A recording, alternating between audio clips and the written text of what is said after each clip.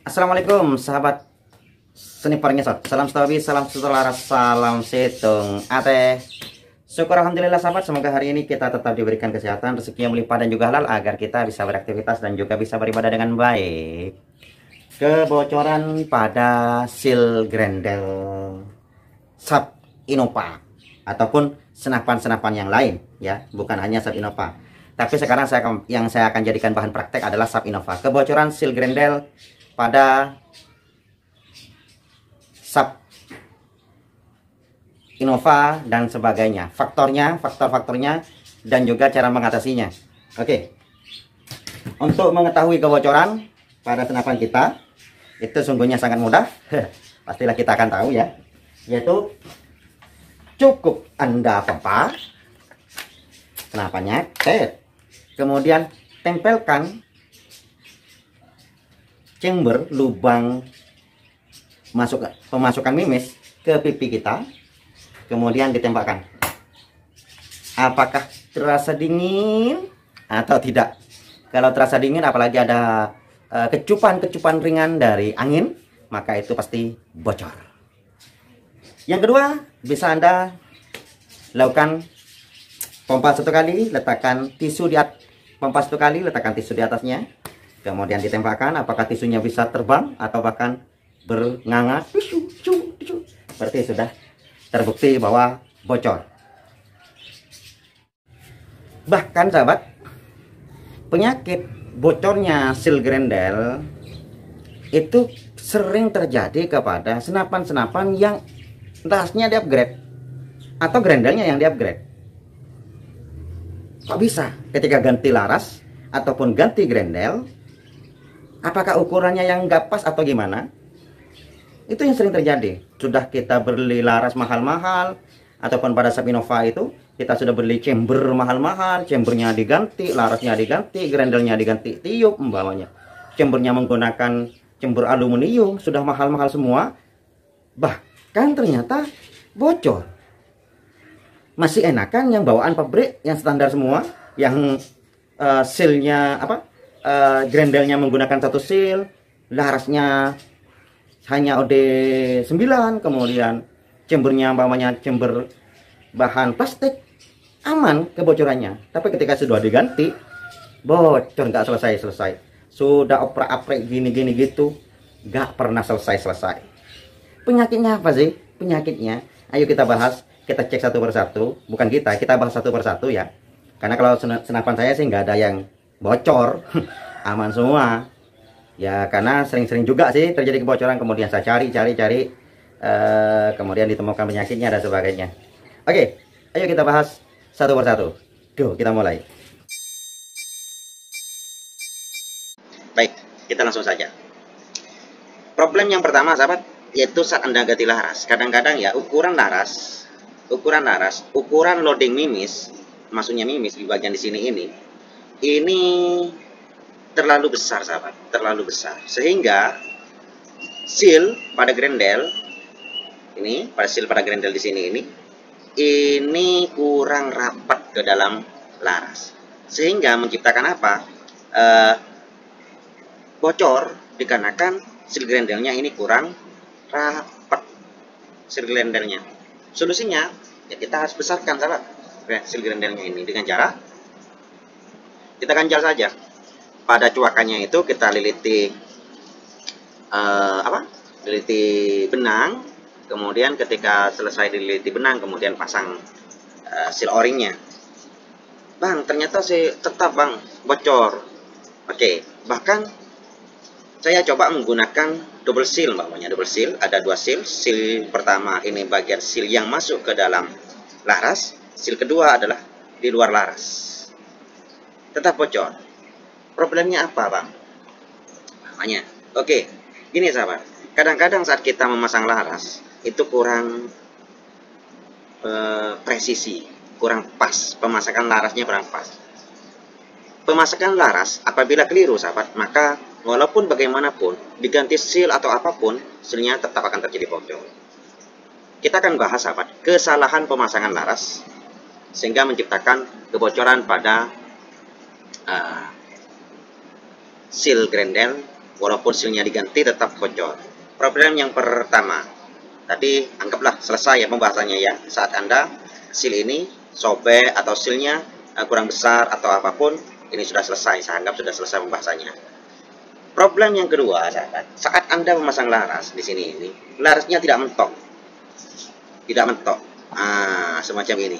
Tidak mentok ke belakang, ada jeda, atau seal grendelnya yang kurang mentok masuk ke depan. Agak mundur ke belakang kayak gini. Sehingga ada jeda atau sealnya bagian di sini nggak masuk ke dalam laras. Karena ini laras PNP sahabat ya. Kalau laras PNP itu seal grendel ini masuk ke dalam laras.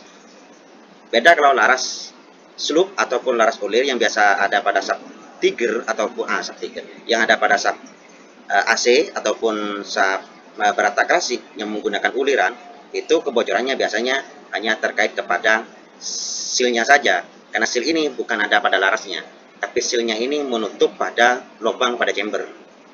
Kalau pada laras PNP, ini sealnya menutup pada laras. Nah, saat laras terjeda semacam ini, sahabat, tentu saja sealnya ini tidak akan menutup laras. Tidak akan menutup laras di sini. Dan solusinya gimana? Ya solusinya adalah Anda lihat lagi, bisa Anda teropong dari lubang di sini, sahabat. Lubang masuknya mimis, Anda tarik grendelnya ke belakang bawahnya. Kemudian Anda intip bagian di sini, apakah ada jeda atau tidak antara laras dengan grendel. Nah, antara laras dengan chamber, apakah ada jeda? Kalau ada jeda, pasti bocor. Kenapa? Karena ini seal pada grendel tidak menutup pada larasnya. Ataupun sudah seal grendelnya masukkan kayak gini, belum bisa, ya, belum bisa. Kalau maunya jeda, maka pastikan ya lurus. Itu problem yang pertama yang biasanya terjadi.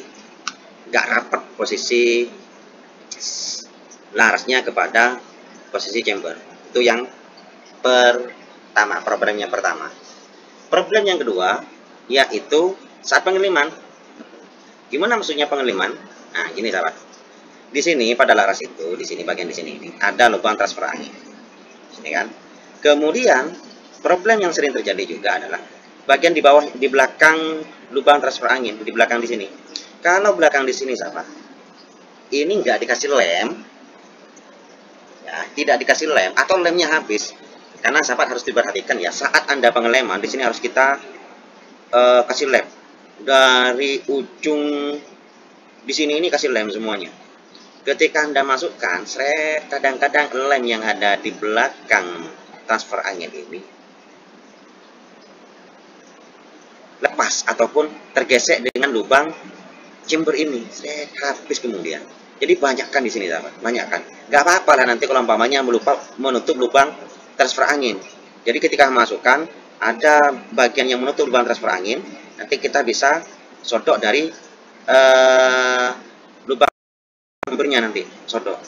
Tapi intinya di sini nggak boleh ada jeda. Kalau umpamanya ada jeda, sahabat, walaupun nanti oleh kalian itu grendelnya dipasang kayak gini, maka ini akan rembes.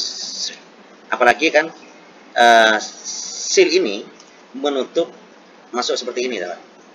Nah, menutup kan masuk gini. Nah, kemudian kalau umpamanya ada kebocoran di bagian di sini, akan bocor, akan rembes. Jadi hati-hati dalam pengeleman ya bagian di sini ini, terutama bagian belakang transfer angin. Tolong diperhatikan pengelemannya. Yang kedua.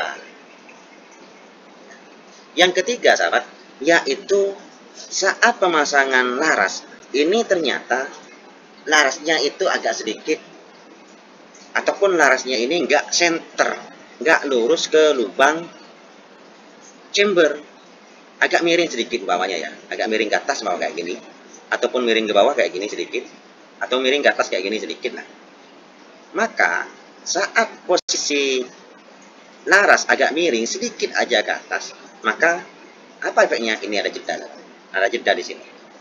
Kadang-kadang juga grendel ini saat menutup juga akan bengkok ke atas, akan narik ya gini. Nah, akan narik, akan bengkok sedikit ke atas.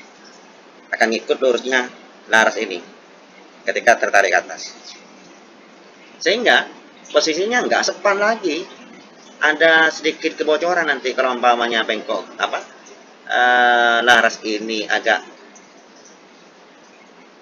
ke atas, nanti grendel ini juga akan naik ke atas, maka di bawah pasti bocor karena yang akan tertekan hanya bagian atasnya. Begitupun sebaliknya, kalau umpamanya terlalu terbengkok ke belakang, ke bawah umpamanya, ke bawah, maka tentu saja juga grendel ini akan turun ke bawah kayak gini. Gitu. Sedangkan bagian belakang tetap lurus kayak gini, tapi grendelnya akan bengkok, bocor pun di sini. Tandanya bahwa laras yang kita masukkan itu tidak lurus dengan lubang pada chamber adalah saat kita memasukkan mimis. Saat kita masukkan mimis dari sini, masukkan mimis, kemudian disodok dengan grendel, itu kadang-kadang masih ada hambatan, agak sedikit-sedikit tersangkut lah, karena ada tonjolan di sini yang menghambat masuknya mimis ke dalam laras secara langsung. Kalau penyakitnya semacam itu, dijamin pasti akan bocor juga. Jadi pemasangan laras ini perlu hati-hati, sahabat. Sangat-sangat perlu hati-hati. Jadi caranya, sahabat, kalau Anda mau memasang laras baru ya, pada laras PNP terutama, kalau laras sloop kan memang tidak langsung dimasukkan saja, karena seal grendelnya itu ada pada chamber, bukan ada pada laras. Jadi caranya, sahabat, yaitu Anda lem semuanya, jangan hanya bagian depan di sini yang dilem, belakangnya di sini nggak dilem, nanti bocor di bagian belakang di bawah, di belakangnya loading mimis semuanya. Jadi Anda masukkan set larasnya. Setelah Anda masukkan larasnya, setelah mengadakan pengeliman, jangan terlalu tebal, lemnya jangan terlalu tebal, nanti akan tersangkut kepada lubang chamber, akan ngikut semua lemnya. Ya rata-ratain lah agar lemnya itu nggak bisa mudah tersangkut kepada lubang chambernya. Masukkan.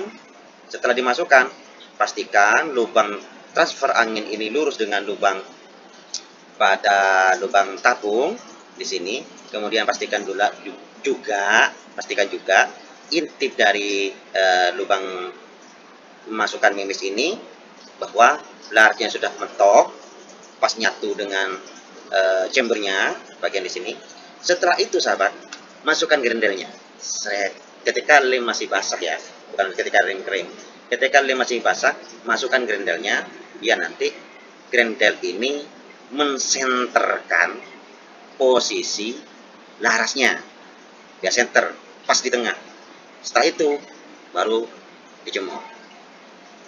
Oke, mungkin itu saja prediksi saat terjadi kebocoran pada seal grendel yang nggak selesai-selesai, bisa saja karena pemasangan larasnya yang tidak pas. Oke, mungkin itu saja. Mungkin ada teman-teman yang lain yang bisa memberikan informasi tambahan ya apabila terjadi kasus yang seperti yang telah saya sampaikan ini pada Sapinova dan sebagainya itu. Kurang lebihnya mohon maaf, sahabat. Assalamualaikum warahmatullahi wabarakatuh.